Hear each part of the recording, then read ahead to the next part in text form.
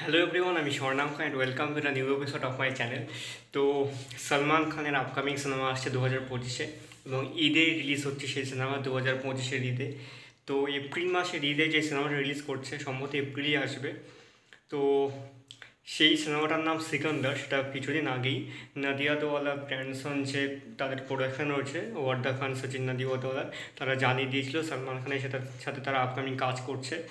এবং এই সিনেমাটার কী কী হবে না হবে সেগুলো সম্পর্কে এখনও কোনো কিছু জানা যায়নি। তবে জাস্ট কিছুদিন আগে তারা একটা আপডেট দেয় যে ফিমেল লিড হিসাবে তারা রশ্মিকা মন্দানাকে আনতে চলেছে এবং এনেছে এবং তাদের টিমের মধ্যে ওয়েলকাম করেছে।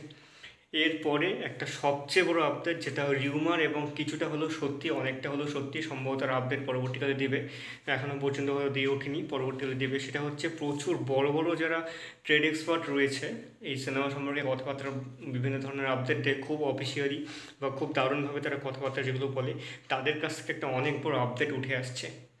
সেই আপডেটটা হচ্ছে অক্ষয় কুমার সিকান্দারে জয়েন করতে যাচ্ছে অ্যান্টাগনিস্ট রূপে। তো এখন সলমান খান আর অক্ষয় কুমার এক সিনেমায় যদি আসে, তাহলে বস একটা দারুণ কিছু হবে। অনেক দিন পরে আমরা এইরকম দুজন বড়, একজন মেগা, দুজন স্টারকে আমরা এরকম জায়গায় দেখতে পাবো একসাথে, একই ফ্রেমে, একই পর্দায়।